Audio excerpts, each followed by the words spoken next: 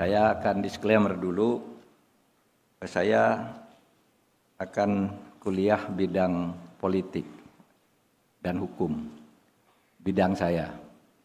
Ini penting saya katakan di depan karena sekarang ada kebijakan tidak boleh kampanye politik di kampus. Kampanye itu ya bentuknya bisa kuliah dialog, tapi juga bisa kampanye dengan cara lain. Saya tidak akan kampanye karena politik itu ada dua tingkatan. Satu, politik tinggi, politik tingkat tinggi atau high politics, atau kalau istilah Gus Dur itu politik inspiratif. Ini meliputi politik kebangsaan, kenegaraan. Kemudian ada politik atau low politics, politik elektoral, politik rendah, tingkat rendah, bukan rendahan, rendah, yang satu tinggi, satu rendah. Ini tingkat yang lebih rendah, yaitu politik elektoral. Misalnya kuliah agar memilih partai tertentu, kuliah agar memilih calon tertentu atau mengusulkan dan mendeklarasikan calon tertentu. Nah, itu tidak boleh dilakukan di kampus.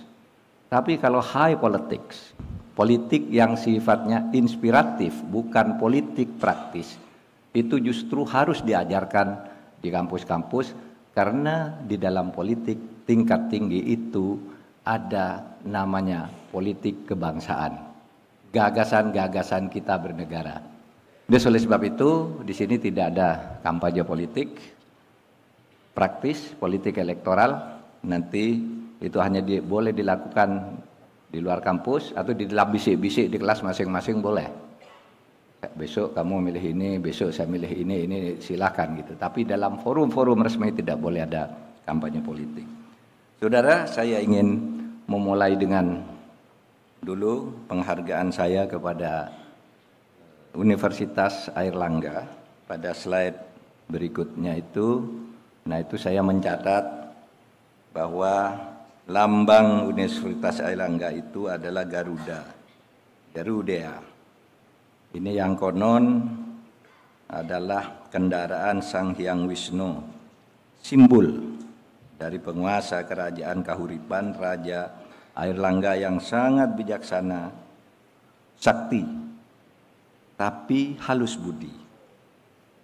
Lalu ada gambar guci di situ yang berisi Tirta Amertasari, sumber kehidupan dan sumber pengetahuan ilahi. Maka UNIR lahir dari filosofi itu.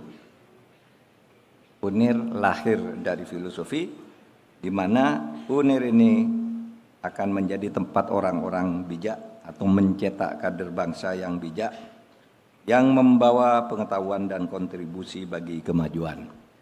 Tadi sudah jelas peringkat-peringkatnya sudah diberitahu oleh Cak Lontong dan Akbar. Meskipun itu guyonan, itu benar bahwa UNIR ini masuk peringkat 345 di peringkat dunia. Lalu ada peringkat 4 juga di Indonesia. Ingat, di Indonesia itu kalau dihitung dengan swastanya lebih dari 4.000 perguruan tinggi di Indonesia nih. UNIR ada di urutan keempat. Kadang-kala urutan ini tiap tahun berubah, bisa naik kedua, tahun berikutnya turun lagi. Itu bagus. Bagus karena itu menunjukkan tingkat usaha semua perguruan tinggi. Kalau UNIR sekarang tingkat 4, kemudian mungkin UNESA ingin nyalip, itu bisa saja suatu saat UNIR agak tergeser. Gitu. Atau UNIR mungkin menggeser yang di atasnya lagi menjadi 1, 2, 3 dan sebagainya. Nah, itu memang satu kebijakan yang ditempuh oleh pemerintah agar terjadi kompetisi yang sehat dari waktu ke waktu dan diberi hasilnya. Diberitahu hasilnya setiap tahun. Baik saudara, saya akan bicara tadi high politics. Oleh sebab itu saya akan mulai dari ideologi dulu sampai persoalan-persoalan hukum kita. Ideologi itu nyangkut politiknya, kemudian ada nanti persoalan-persoalan hukum kita dan bagaimana kita menyongsong pemilu yang baik. Nah saudara, kalau bicara politik itu cakupannya banyak. Terutama yang paling sering dibicarakan tentang ideologi.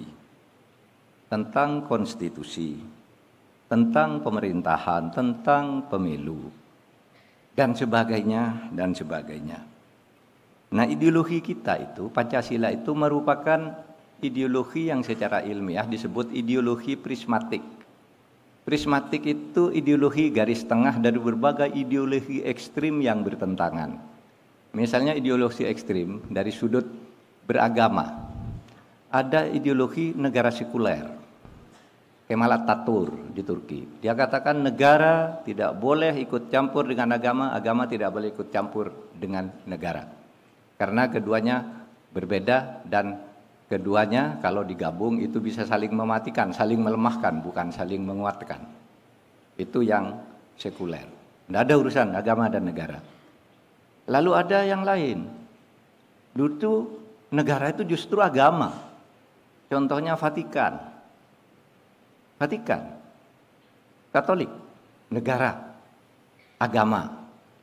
Saudi Arabia, negara Islam. Yang ini ekstrim. Nah, Pancasila itu bukan negara sekuler, bukan. Tapi bukan negara agama. Karena kalau negara agama itu agama hanya satu yang diakui. Kalau sekuler tidak ada agama. Nah, Indonesia adalah negara berketuhanan. Inilah yang disebut prismatik. Kebaikan dari negara agama, kebaikan dari negara sekuler yang mendorong kemajuan keterbukaan di sini menjadi prismatik, bertemu di tengah lalu mantul sebagai prisma keluar. Misalnya juga ideologi komunis di satu pihak, ideologi liberal di pihak lain, individualisme dan komunalisme. Ideologi liberal mengatakan setiap orang bebas, ada kebebasan mutlak, sehingga di sini perlindungan hak asasi manusia diartikan kebebasan perorangan. Tapi komunis mengatakan setiap orang itu sama. Kalau ini bebas, ini sama. Oleh sebab itu tidak ada orang lebih tinggi dari yang lain. Tidak ada kebebasan, harus diatur oleh negara. Sehingga tidak ada kebebasan. Ini sama, ini bebas. Indonesia di mana? Indonesia menganut kebaikan dari individualisme bahwa setiap orang itu bebas untuk berkreasi dan maju, ketemu di tengah sini. Komunis mengatakan tapi juga kehidupan manusia itu harus bisa memperhatikan kepentingan sosial. Menencul ke sini itulah menjadi prisma. Itulah Pancasila dan seterusnya dan seterusnya. Saudara, dengan demikian Indonesia ini sebenarnya kalau dilihat sejarahnya merupakan ideologi kita itu merupakan titik temu antara negara sekuler, liberal, kebangsaan yang sangat terbuka dan negara teokrasi, negara agama Islam. Dulu perdebatannya begitu. Bung Karno semula ingin negara seperti kebangsaan yang terbuka bebas, Bung Karno, Bung Hatta, Yamin dan tapi ada tokoh-tokoh Islam kata enggak, harus negara Islam. Perdebatan berlangsung lama akhirnya menjadi negara Pancasila. Indonesia ini adalah negara religious nation state. Bukan Islamic nation state. Tapi religious nation state di mana semua agama tanpa diperhatikan besar dan kecil pemeluknya itu diberi perlindungan yang sama oleh konstitusi, diberi peluang yang sama, diberi perlakuan yang sama. Oleh sebab itu dengan demikian Pancasila itu merupakan modus vivendi, kesepakatan luhur. Kalau bahasa agama karena di Jawa Timur banyak orang pakai istilah-istilah agama Islam, kalau dalam bahasa agama namanya mitsaqon ghalidho. Negara Indonesia kesepakatan antara orang Jawa, orang Batak, Madura, Aceh, Kalimantan, semua berkumpul, ayo sepakat kita mendirikan satu negara bersama yang kosmopolit, berkesewargaan. Orang Islam, Hindu, Kristen, ayo bersama mendirikan negara sebagai modus vivendi kita, kesepakatan kita. Sehingga prinsipnya di negara kita itu yang menjadi prinsip dari modus vivendi itu satu kebersatuan di dalam keberbedaan. Bhinneka Tunggal Ika, lalu pluralisme, kosmopolitanisme, toleransi, bahkan akseptasi. Bukan hanya toleransi. Toleransi itu toleran, ya udahlah kamu beda ke sana. Tapi kalau akseptasi bisa, terima, ayo masuk bersama. Saya masuk, bergabung di situ. Itu akseptasi. Ada yang mengatakan kalau toleransi itu kan masih sendiri-sendiri, membiarkan. Nah, kalau akseptasi itu sudah bekerja sama. Nah, demokrasi dan hak asasi manusia dan lain-lain. Nah, saudara, saya ingin sampaikan berikutnya bahwa demokrasi di Indonesia itu sebagai kesepakatan dasar sistem dan mekanisme hidup berpemerintahan itu diputuskan melalui perdebatan, bukan langsung ayo demokrasi, ya enggak. Dulu ketika Indonesia masih belum merdeka, pada tanggal 10 dan 11 Juli 1945 di sidang BPUPK, sekarang ditambah I, Badan Penyelidik Usaha Persiapan Kemerdekaan Indonesia, terjadi debat. Kita kalau mau mendirikan negara ini, mau mendirikan kerajaan apa mendirikan demokrasi, republik apa kerajaan. Terjadi perdebatan sampai di voting. Karena apa? Bung Karno ingin kita dirikan negara republik demokrasi. Yang lain ingin kerajaan saja. Kerajaan itu hebat. Kita punya Majapahit yang kemudian membentuk gugusan Nusantara sampai ke Madagaskar. Punya kerajaan Sriwijaya. Punya kerajaan Mataram Islam. Itu kuat-kuat. Kita bikin kerajaan aja, bikin monarki. Tapi Bung Karno bilang itu tidak sesuai dengan perkembangan modern. Justru yang harus kita bangun adalah republik demokrasi. Berdebat akhirnya Yamin bilang begini, udahlah jangan ribut. Voting, stem, istilah itu kalau di dalam naskah aslinya, stem saja, stem. Lalu di stem. Stemnya apa? Hasil votingnya 56 orang dari 62 anggota BPUPK, 56 orang mengatakan saya milih bentuk republik demokrasi. Yang 6 orang memilih bentuk kerajaan. Putus. Jadi demokrasi kita itu, saudara, dicapai melalui voting pada tanggal sidang 10 dan 11 Juli. Kenapa saya sebut 2 hari? Karena sesudah itu muncul lagi perdebatan. Demokrasi itu kan macam-macam. Kita itu mau milih negara federal apa negara kesatuan? Hatta yang usul. Negara yang paling baik untuk negara besar itu hanya negara federal. Itu kata Hatta. Federalisme, negara serikat. Bung Karno bilang, enggak, kita mau bersatu harus bentuk negara kesatuan. Agar kita selalu bersatu di dalam kehidupan bernegara. Bung Hatta bilang, kesatuan itu tidak menjamin persatuan. Tapi federal itu tidak selalu membuat perpecahan. Buktinya, Amerika itu negara federal. Tapi persatuannya kuat, luar biasa. Tidak ada orang berani memecah negara Amerika. Tapi Inggris dan Filipina itu negara kesatuan. Di sana masih banyak perpecahan, separatisme. Wah, kalau gitu Bung Karno tetap, enggak, saya tetap ingin negara kesatuan. Hatta mengingatkan, kesatuan dan persatuan itu beda. Kesatuan itu susunan pemerintahan negara, bagaimana kekuasaan itu dibagi, sedangkan persatuan itu ketetapan hati untuk berintegrasi.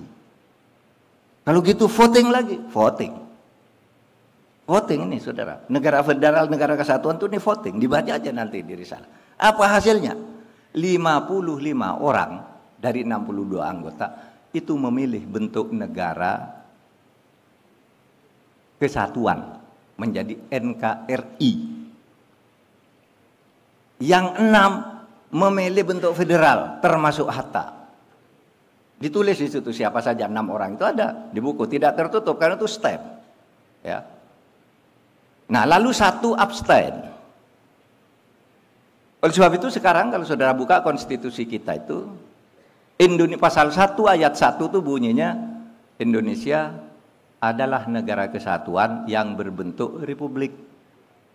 Negara kesatuan itu artinya bentuk negara, republik itu adalah bentuk dan tata cara pergantian sistem pergantian pemerintahan. Di republik itu harus dipilih, hanya itu. Saudara, berikutnya. Dengan demikian, demokrasi itu adalah kesepakatan atas pilihan-pilihan yang tidak sempurna. Karena dulu pilihannya kan banyak tuh, apa mau demokrasi, mau kerajaan, mau aristokrasi, mau oligarki, mau holokrasi, mau tirani, mau apa gitu. Pilih, ini semuanya jelek nih, ada bahayanya tuh, demokrasi ada bahayanya. Karena demokrasi di negara yang masyarakatnya belum terdidik itu munculnya jual beli, transaksional katanya. Demokrasi itu jelek. Jadi monarki lebih menjamin stabilitas dan arah kemajuan. Tapi sudah diskusi itu monarki itu baik itu, tapi tergantung orang. Sedangkan demokrasi itu memberi kesempatan kepada rakyat untuk menilai pemimpinnya, memilih pemimpinnya, menjatuhkan pemimpinnya kalau pemimpinnya salah melalui cara-cara yang dibenarkan oleh hukum. Nah, oleh itu, saudara sekalian, di dalam demokrasi itu kemudian selalu ada konstitusi. Indonesia itu negara demokrasi tadi, lalu ada konstitusi. Apa konstitusi itu? Tujuan utamanya itu, konstitusi itu membatasi kekuasaan. Kekuasaan harus dibatasi lingkupnya. Anda berkuasa apa? Legislatif. Oke, di legislatif. Lingkupnya mau ini, jangan ikut ke eksekutif. Eksekutif kamu melaksanakan, jangan ikut ke legislatif. Itu intinya. Yang dulu ide utamanya. Ada yudikatif, kalau ada yang salah semua nih, baik legislatif maupun yudikatif maupun rakyat, ada yudikatif yang mengadili. Jadi dibatasi lingkup kekuasaan itu, tidak boleh campur baur. Itu monarki ya kalau campur baur. Semua dikuasai sendiri, itu monarki. Lalu waktunya juga. Konstitusi itu membatasi waktu berkuasa. Di Filipina orang berkuasa 8 tahun, tapi tidak boleh calon lagi. Di Amerika 4 tahun, maksimal 2 kali. Di Indonesia 5 tahun, maksimal 2 kali. Tidak boleh ada alasan, wah ini negara lagi tidak bisa sekarang pergantian. Tidak boleh begitu. Harus diganti kalau sudah waktunya. Wah ini mumpung masih sangat bagus-bagusnya, jangan sampai tidak boleh. Nanti akan terulang lagi ada orang bagus lalu diperpanjang karena alasannya bagus. Oleh sebab itu kalau waktunya ganti, ya ganti. Kalau tidak boleh 3 kali, ya berhenti 3 kali. Gitu. Nah, saudara, untuk apa? Tujuan dari kita bernegara dicantumkan oleh konstitusi kita ada 4. Tapi intinya satu sebenarnya. Membangun kesejahteraan rakyat, membangun keselamatan rakyat. Kalau di Undang-Undang Dasar tujuannya satu, melindungi segenap bangsa dan seluruh tumpah darah Indonesia, melindungi keutuhan ideologi dan teritori. Tidak boleh pecah ideologi Pancasila, tidak boleh diganggu oleh subideologi yang bisa menegasikan nilai-nilai dasar Pancasila, tidak boleh. Pak kok begitu, ini kan demokrasi. Kalau demokrasi kan boleh dibicarakan untuk boleh, tapi harus melalui cara-cara konstitusi juga. Ikut pemilu, membentuk partai, berjuang di pemilu, lalu bicarakan, usulkan itu kalau bisa berhasil. Kalau tidak bisa ya jangan. Jangan pakai jalan luar, bikin agitasi, bikin apa, teror misalnya, karena tidak setuju terhadap ini kalau ikut pemilu kalah. Kalau begitu, mari kita pakai terorisme, pakai intimidasi, pakai kekerasan, pakai hoax dan sebagainya. Ikut, ini negara demokrasi. Nah, saudara sekalian, saya ingin menyampaikan karena ini negara Indonesia dan ini di UNER. Yang saya tahu di sini faham-faham keislaman sangat kuat di Jawa Timur ini. Islam Ahlus Sunnah wal Jamaah utamanya, Aswaja. Maka saya ingin sampaikan bahwa negara Indonesia itu kalau dari sudut hubungan antara agama dan negara itu sebenarnya menganut faham teodemokrasi. Ini konsepnya Abul A'la Al-Maududi. Teodemokrasi, demokrasi berketuhanan. Demokrasi tapi tidak liberal, ada nilai-nilai ketuhanan yang masuk.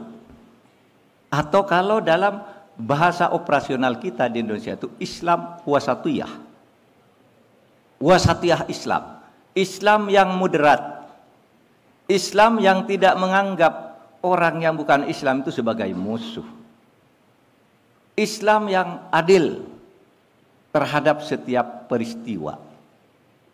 Dulu tahun 2008 sampai 2013 saya jadi ketua MK. Itu ada orang berperkara di Kalimantan. Yang satu Islam, satu Kristen. Lalu datang seorang senior saya, tokoh HMI, itu sudah alumni Perbiru kuat itu datang. Dinda katanya. Ini saudara kita berperkara tuh di sana. Lawannya orang Kristen. Dinda harus menangkan saudara kita ini demi perkembangan Islam di Kalimantan daerah ini. Saya bilang, kita MK ini kan menegakkan keadilan. Ajaran menegakkan keadilan oleh Allah kepada manusia itu, wa idza hakamtum bainan nas antahkumu bil adl. Kamu bertahkim atau mengadili di antara manusia, hendaknya berhukum dengan adil. Bukan di antara orang Islam, tapi di antara manusia harus adil. Sehingga saya katakan, Anda salah memahami ajaran agama. Mengatakan kalau Islam boleh diskriminasi, kalau memang kalah lalu harus dimenangkan. Itu kedzaliman, bukan keadilan. Anda tahu apa yang dikatakan oleh Sayyidina Ali, saya bilang. Sayyidina Ali itu mengatakan begini, tabqa ad-daulah al-adilah wa in kanat kafiratan wa tafna ad-daulah al-zalimah wa in kanat muslimatan. Apa artinya? Akan kuat suatu negara itu kalau diperintah dengan adil meskipun pemimpinnya kafir. Adil. Meskipun kafir itu tetap akan kuat negara itu. Saya lihatlah Jepang kan tidak Islam tuh, New Zealand dan sebagainya. Tapi dia tegakkan tuh keadilan apa? Kokoh. Wa tafna ad-daulah adz-zalimah wa in kanat muslimah. Dan akan segera hancur suatu negara yang diperintah dengan tidak adil, dengan zalim, meskipun pemimpinnya mengaku zalim, pakai serban, pergi umroh setiap saat. Kalau tidak adil tidak bisa.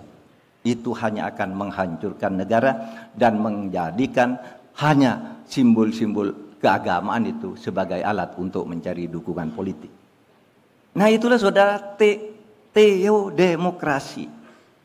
Demokrasi berketuhanan dengan demokrasi berketuhanan dengan wasatiyah Islam. Yang sekarang ini wasatiyah Islam itu merupakan hasil kajian Muhammadiyah, NU, Majelis Ulama, yang kemudian pemerintah ambil itu sebagai pedoman mekanisme mengelola negara. Sehingga kalau saudara tanya, apa sih pandangan negara terhadap Islam? Kita menganut wasatiyah Islam. Karena ada Islam kanan, ada Islam kiri, kita wasatiyahnya. Dan itu benar. Karena ada dalilnya. Apakah yang ini benar? Benar juga pakai dalil yang lain. Karena kebutuhan tempatnya dan waktunya beda. Situasinya beda, konfigurasinya beda. Yang ini benar, benar. Tapi yang benar untuk Indonesia sebagai produk ijtihad adalah ini. Nah, saudara sekalian, maka halaman berikutnya saya tulis, kaum muslimin di Indonesia memusisikan agama dalam perspektif wasatiyah, jalan tengah, penyelenggaraan berbangsa dan bernegara berdasar kalimatun sawa. Dalam Al-Quran itu begini punya. Qul ta'alau ila kalimatin sawa bainana wa bainakum. Panggillah tuh semua orang yang berbeda sama untuk memilih kalimatun sawa. Hal-hal yang sama yang bisa dikerjakan bersama itu kalimatun sawa namanya. Apa itu? Orang Kristen ke sini, orang Katolik ke sini, orang Hindu ke sini. Ayo kita bikin hukum kalimatun sawa apa? Selamatkan pemerintahan ini agar selalu adil dan demokratis. Itu kalimatun sawa. Semua agama setuju tentang itu. Tapi kalau orang Kristen Hindu kumpul ke sini, yuk kita bersembahyang ke masjid, pasti orang tidak setuju. Karena itu bukan kalimatun sawa. Oleh sebab itu kalimatun sawa itu mengangkut hal-hal yang umum. Misalnya hukum tata negara, hukum pemilu, hukum lingkungan, ketata pemerintahan pusat dan daerah. Itu kalimatun sawa aja. Sama atuh. Pidana, kalimatun sawa. Di situ hukum pidana karena ini negara kita. Tapi yang urusan pribadi, kalau minggu Anda ke gereja, nah jangan kita yang ngatur, nah ada kalimatun sawanya, kamu ke gereja. Kalau Jumat Anda ke masjid, nah itu tidak ada kalimatun sawanya dengan orang lain. Jumatan, tidak ada kalimatun sawanya. Nah bernegara ini ada tahapan kalimatun sawa yang merupakan kewajiban bersama untuk menjaga negara. Ada hal-hal yang sifatnya personal, sifatnya ubudiyah mahda, itu setiap orang yang ada di sini silahkan, yang Hindu, Buddha, Katolik jalan sendiri. Nah, saudara sekalian, sekarang saya mau bicara pembangunan hukum. Saya akan berhenti dalam 45 menit. 45 menit berikutnya nanti kita dialog. Saudara boleh tanya apa saja, mumpung ketemu saya. Saudara, pembangunan hukum. Ada istilah begini. Demokrasi tanpa hukum bisa liar dan anarki. Demokrasi itu kebebasan. Orang bebas. Tapi kalau tidak ada hukumnya itu liar. Anarki. Orang bisa sewenang-wenang. Kalau tidak ada hukum yang benar, yang mengimbangi demokrasi itu, negara demokrasi atau begini, yang elitnya itu menjadi sewenang-wenang, yang rakyatnya menjadi anarki. Hati-hati. Kalau elitnya itu tanpa tunduk pada hukum, rakyat bisa hukum sendiri, negara bisa pecah. Demokrasi tanpa hukum bisa liar dan anarki, tetapi hukum tanpa demokrasi juga bisa sewenang-wenang. Kan ada hukum tuh. Hukum. Demokrasinya tidak jalan. Hukum dipaksakan. Sepihak. Tidak boleh. Sehingga demokrasi dan hukum itu harus sejajar. Tidak boleh orang hanya mengatakan demokrasi, sesat. Demokrasi, wah itu sewenang-wenang. Hukum. Oleh sebab itu, pada halaman berikutnya itu, ada gambar tuh. Tuh. Demokrasi dan nomokrasi itu harus seimbang. Gini, Anda demokrasi, pemilihan apa? Gubernur, calon nomor 1 Pak Nasih, calon nomor 2 Pak Joko. Pak Nasih menang, tapi curang. Maka nomokrasi harus naik. Nih, kamu curang, kata nomokrasi, kata hukum, kamu curang, kamu batal. Itulah sebabnya dulu Mahkamah Konstitusi itu banyak membatalkan. Kepala daerah menang, kita batalkan. Kamu curang, kamu demokrasinya liar. Tidak pakai nomokrasi. Ini keseimbangan seperti ini, saudara, yang harus kita bangun di negeri ini kalau ingin maju. Kalau tidak hukum yang dijadikan alasan gebuk kayak Orde Baru tuh, nomokrasinya lebih tinggi. Nomokrasi dalam arti hukum-hukum yang elitis. Demokrasinya mati. Partai, ya hanya boleh ada 3. Kalau menjadi anggota DPR harus lewat screening yang ketat. Mau jadi kepala daerah sudah ditunjuk dari pusat.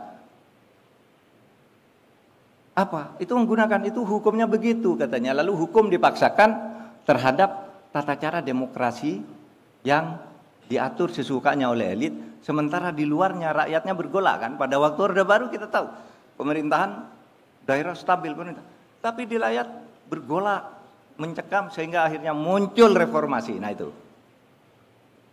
kalau demokrasi dibiarkan tanpa imbangan nomokrasi, akan terjadi ledakan yang membahayakan kita. Saudara, demokrasi bukan segala-galanya. Saya katakan tadi, karena demokrasi tanpa nomokrasi pasti chaos. Pada akhirnya chaos. Kalau demokrasi enggak ada hukumnya gitu, dibiarin, atau hukumnya ya, hukumnya seperti pada halaman berikutnya nih. Nah, nih. Bagaimana problem penegakan hukum di Indonesia? Gini, saudara, semua ini tahu yang fakultas hukum, apalagi Pak Dekan fakultas hukum pasti tahu itu teorinya. Kalau mau membangun hukum tuh hanya 3 aja. 1 isinya, yang kedua struktur penegakan struktur hukum dan aparat penegak hukumnya, yang ketiga budaya hukumnya. Kalau saudara tanya kepada saya minimal, Pak, apakah pembangunan materi hukum kita sudah bagus? Bagus. Kita udah bagus dah. Hukum apa yang kita tidak punya? Udah bagus. Karena di era reformasi itu apa yang dipikirkan, diperlukan oleh hukum semuanya dibuat. Konstitusi diamandemen, amandemen. Kita bentuk komisi judisial, bentuk. Kita bentuk KPK, bentuk LSPK, bentuk semua. Buat aturan gini agar tidak ada korupsi, tidak ada bentuk semua. Pemerintahan daerah buat, hukum pemilu diubah, 2 fungsi ABRI dicabut. Bagus hukumnya udah. Yang rusak di tempat kita itu ada legal structure-nya. Aparat. Apa yang dilakukan aparat penegak hukum? Nah, saya sebelum ke apa yang dilakukan aparat penegak hukum, sehingga menjadi jelek hukum kita itu. Aparat penegak hukum itu banyak diwarnai oleh kecurangan-kecurangan politik. Menjadi backing mafia tanah, menjadi backing orang membunuh orang, mafia nikel, narkoba, menjual beli pasal-pasal hukum itu ada di aparat penegak hukum, bukan pada aturan hukumnya. Coba kalau menurut hukum, kamu kalau di penjara dong. Ini standar penjaranya urusannya. Tapi saudara, orang di penjara kalau koruptor kelas kakap itu kamarnya mewah. Dia punya kamar cadangan di sebelahnya untuk ngundang tamu, entah laki-laki entah perempuan. Itu bukan rahasia lah. Orang jangan bilang enggak itu bohong, gimana? Enggak, itu betul. Orang di penjara. Ini teman saya kemarin baru cerita, seorang teman namanya Selamat Effendi Yusuf almarhum. Anggota DPR bersama saya dulu. Ada teman dari DPR masuk penjara. Suatu saat Selamat Effendi Yusuf nelpon, Mas, aku kangen sama kamu. Lama ya di DPR, lalu kita berpisah sejak kamu di penjara. Aku mau nengok ya ke penjara. Kamu tersinggung enggak? Oh, enggak. Kapan? Hari Minggu tanggal sekian jam 7. Saya siap bertemu Mas Slamet. Oke, kemana? Nanti setengah jam sebelumnya saya beritahu di mana. Di ruang mana kita harus bertemu. Itu setengah jam sebelum. Mas, saya udah berangkat, ini mau kemana? Pertemuannya di mana? Di Hotel Mulia. Sarapan pagi di Hotel Mulia kita, katanya. Orang di penjara ngajak sarapan pagi di Hotel Mulia. Berarti nyuapkan itu kepada sipirnya, kepala aparat yang mengatur, yang mengawal di jalan. Itu saudara yang sekarang terjadi. Meskipun selalu saya katakan, tapi jangan Anda bilang polisi itu jelek ya gitu. Polisi itu jelek ya, memang banyak yang jelek. Tapi sebenarnya secara umum lebih banyak yang bagus. Karena begini, saya tidak bohong nih. Kalau nih seumpama urusan penataan keamanan selebar kertas ini dijaga oleh polisi dengan bagus. Nah, tetapi kadang-kala ada polisi yang di sini nakal, di titik ini nakal, di titik ini nakal, ini membela narkoba, ini nikel, ini tambang, ini illegal fishing dan sebagainya. Itu sedikit dibandingkan jumlah polisinya dan jumlah keamanan yang dijaga. Jadi secara umum bagus, tetapi oknum-oknum di tempat-tempat tertentu itu masih ada yang nakal. Nah, disinilah diperlukan kekuatan leadership, bukan lagi aturan. Tidak penting aturan itu bagi saya. Tapi bagaimana kita mengendalikan ini, aparat di kejaksaan, di kepolisian, di birokrasi, saudara sekalian. Nah, sehingga kalau saya lihat di sini terus gini,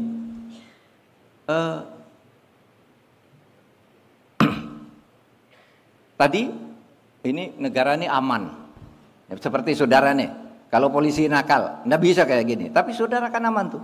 Mau sini ada polisi yang jaga, ini ada yang di sana mengamankan. Kalau ada macet ditolong. Itu karena polisi baik. Sehingga jangan berpikir bubarkan itu polisi, nggak boleh. Pilih nih yang kotor-kotor ini, diatur, dan itu hanya perlu keberanian seorang pemimpin. Hanya itu sebenarnya. Karena kalau aturannya udah bagus.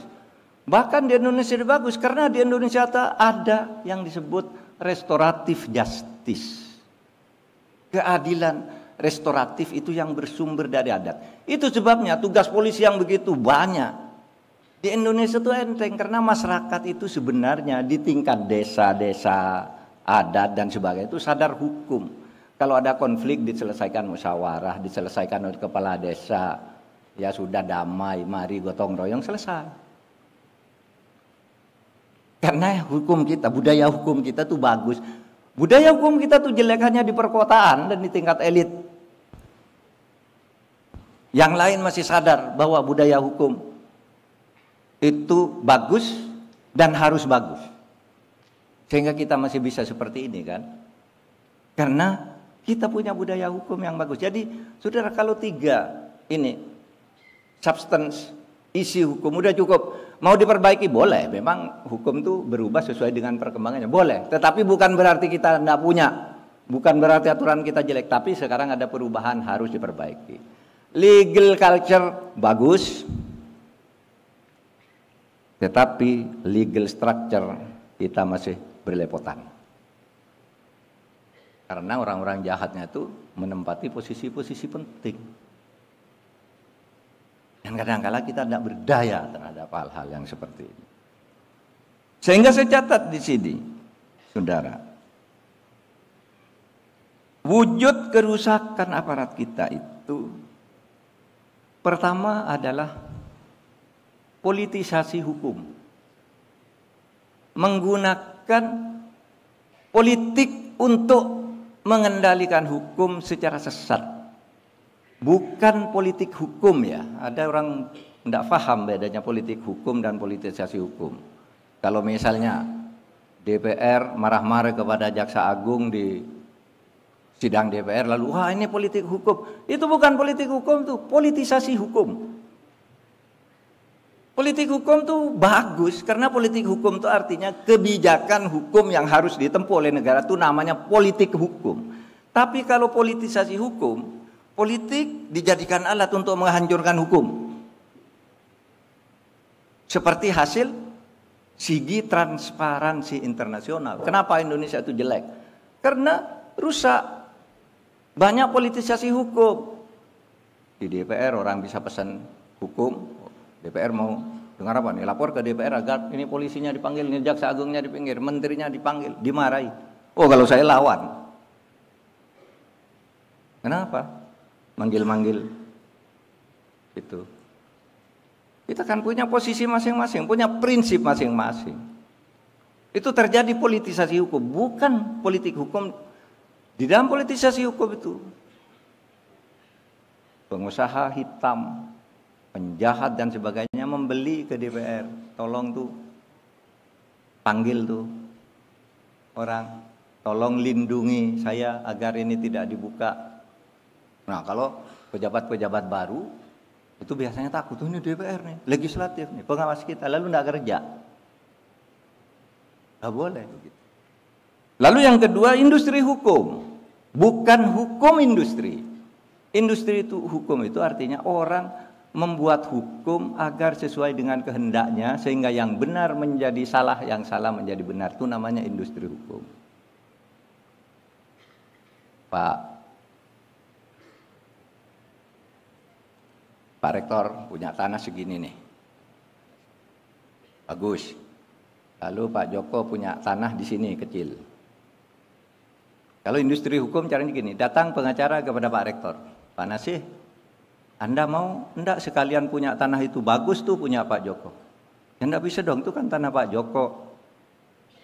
Lalu, kalau Pak Nasih mau, bisa dibuatkan hukumnya. Itu namanya industri hukum. Gimana caranya? Nanti dibuat sertifikat palsu milik Pak Nasih. Sudah ada surat dari BPN, dari pengadilan, dari lurah. Ini punya Pak Nasih. Lalu usir dia. Ketika diusir dia ngelawan, laporkan ke pengadilan, Pak Nasih yang menang. Karena sudah kita atur hakim dan jaksanya. Itu namanya industri hukum. Padahal hukumnya itu jelas. Tetapi dia diindustrikan. Dijadikan sebuah proses hukum yang seakan-akan benar. Saudara, itu yang banyak sekarang terjadi di Indonesia. Ribuan kasus ini, bukan satu kasus. Ribuan kasus. Di kota-kota besar seperti Jakarta, banyak masyarakat Betawi tanahnya dirampas oleh pengembang, orangnya diusir, ketika melapor ke polisi malah dia yang dihukum. Apa itu? Industri hukum. Konflik of interest. Saudara punya izin, minta saya izin nih, Pak Menteri tolong dong, saya minta izin pertambangan di situ. Oke, saya kasih. Gitu, dikasih. Lalu datang orang lain lagi, Pak, saya punya modal lebih besar dan ada untuk Bapak nih 10% ini. Ini izin yang sudah diberikan ke orang, diberikan lagi ke orang lain, terjadi bentrok. Karena apa? Konflik of interest. Atau ada dua pemohon, yang satu bagus, satu jelek, dikasihkan ke yang jelek karena apa? Karena dia bisa memberi kickback berupa uang, berupa suap, dan sebagainya. Itu banyak, saudara, banyak. Itu hak saudara. Nantinya yang terancam untuk hal-hal yang seperti itu. Perdagangan perizinan dan pengaruh, backing dan kolusi dan sebagainya. Nah, sekarang menuju Indonesia Emas nih yang terakhir. Saudara, Bung Karno pernah mengatakan bahwa kemerdekaan Indonesia adalah jembatan emas. Jembatan emas hebat betul. Untuk apa? Untuk menuju Indonesia Emas. Indonesia Emas itu seperti apa? Indonesia Emas itu Indonesia yang merdeka. Sungguh-sungguh bersatu, merdeka, bersatu, berdaulat, adil, makmur. Itu alinea 3 pembukaan Undang-Undang Dasar. Alinea 2, dan pergerakan perjuangan kemerdekaan Indonesia telah sampailah kepada saat yang berbahagia, mengantarkan rakyat Indonesia ke depan pintu gerbang kemerdekaan Indonesia yang merdeka, bersatu, berdaulat, adil dan makmur. Itulah Indonesia Emas. Itulah baldatun thayyibatun wa rabbun ghafur. Di masa depan yang akan kita bangun. Nah, saudara, untuk menuju Indonesia Emas ini rasional sekali ngitungnya. Indonesia punya bonus demografi. Indonesia punya kekayaan alam yang beragam. Berapa kekayaan alamnya? Coba kalau kita lihat. 17.580 itu kekayaan kita. Dengan laut sebanyak 70% dari keseluruhan wilayah. Dengan ikan yang luar biasa banyak. Hutan, tambang, emas, nikel, panas bumi, timah dan semua, ada semua di sini. Kaya raya itu kalau lalu dihitung oleh McKinsey, oleh PricewaterhouseCoopers, itu ini Indonesia nih, ini dihitung tahun 2010 itu ada berapa? Ada di peringkat berapa ya kekayaan? 16. Oh, ini kalau dihitung secara rasional aja, ini penduduknya sekian, besok tahun sekian, jumlah lulusan perguruan setinggi sekian, dokternya sekian, insinyur sipilnya sekian, arsiteknya sekian. Tahun 2030 kita akan berada di urutan ke-7. tahun 2045 kita akan menjadi negara terbesar keempat atau kelima dengan trajektori. Satu, RRC akan menjadi negara terbesar, terkuat secara ekonomi nomor satu. Yang kedua, India. Yang ketiga, Amerika. Yang keempat, Indonesia. Yang kelima, Jepang. Atau kalau sejelek-jeleknya, yang keempat Jepang, yang kelima Indonesia. Itulah saatnya kita ada di Indonesia emas. Itu kalau kita bekerja sungguh-sungguh nih dengan anak yang cerdas-cerdas seperti saudara ini, kekayaan alam yang seperti tadi, kebersatuan dari keberbedaan yang begitu luas tadi, bersatu kita, udah Indonesia emas. Sudah ilmiah hitungannya, itu bukan hasil kerja dukun, hasil kerja keilmuan. Saudara. Nah, oleh sebab itu, mari kita jaga. Negara ini milik saudara. Masa depan saudara adalah di negara ini, dan negara ini, masa depan negara ini di saudara-saudara juga. Generasi penerus yang akan nanti sedang berjaya di tahun 2045. Kalau saya sih sama Pak Nasih, Pak Joko, dan yang lain-lain 2045 itu entah masih ada entah enggak, enggak tahu juga. Atau kalau ada udah tua renta. Gitu. Tapi saudara nih yang harus menjaga dari sekarang dengan apa? Menjadi warga negara Indonesia yang berintegritas. Enggak susah kok. Pokoknya itu integritas, kerja keras, integritas, kerja keras, itu aja. Saudara. Jangan bermimpi tamak bahwa ini kayak biar saya yang paling banyak. Nah, itu enggak boleh.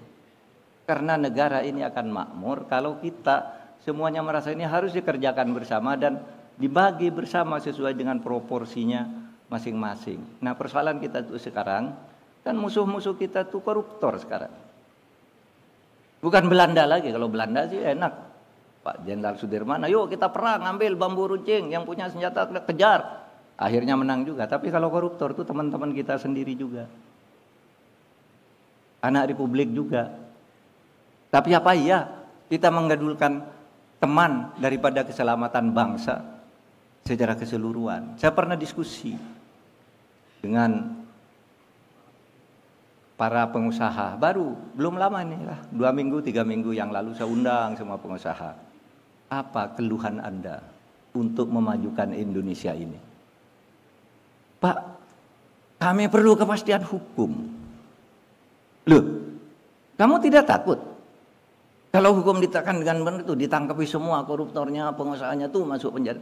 Justru itu yang kami inginkan. Yang penting ada kepastian hukum dan penegakan hukum. Kenapa? Karena begini di Indonesia nih katanya. Kami punya perusahaan ingin ini. Mau bangun ini. Kalau tidak nyuap izinnya tidak keluar. Kalau nyuap kami ditangkap. Iya kan? Terjepit. Nih punya perusahaan. Pak, saya mau mendirikan ini nih, pabrik baterai di Padang. Apa? Ini amdalnya sudah, izin daerah sudah, ini sudah. Oke, tunggu dulu. Sebulan enggak keluar, 2 bulan enggak keluar. Sudah cari apa sebabnya? Rupanya enggak nyuap dia. Diberikan lebih dulu kepada orang yang nyuap-nyuap. Nah, ada yang nyuap, kemudian ketangkap, sebenarnya diperas. Tapi ketangkap lalu dibilang nyuap. Malah dihukum ini katanya nyuap, padahal diperas. Sehingga pengusaha itu katakan, Pak, kami perlu kepastian hukum. Kami tidak minta fasilitas apa-apa, sudahlah. Kami pokoknya ikuti aturan. Sehingga saudara ke depannya itu, pembinaan hukum kita itu harus ini di tingkat atas, elit pengusaha, kemudian pejabat. Itu harus membangun kepastian hukum ke bawah. Rakyat-rakyat kecil itu harus memberi perlindungan hukum. Ke atas kepastian, ke bawah perlindungan. Itu yang kita perlukan sekarang. Nggak usah banyak teori, mau membuat undang-undang ini, undang-undang itu penting. Tetapi lebih penting yang gini-gini. Daripada hal-hal yang nggak ada nggak ada berhentinya kalau berdebat itu kan. Kalau berdebat secara akademik itu selalu aja ada alasannya. Kalau mau alasan ini bukunya. Kalau yang milih perspektif ini bukunya. Semua punya buku. Sekarang bagaimana kita bekerja pada tataran-tataran yang lebih praktis. Saudara sekalian, demikian dari saya persilakan kalau mau. Sudah 1 jam saya bicara. Ya, kita masih punya 25 menit kalau mau berdiskusi. Terima kasih. Assalamualaikum warahmatullahi wabarakatuh.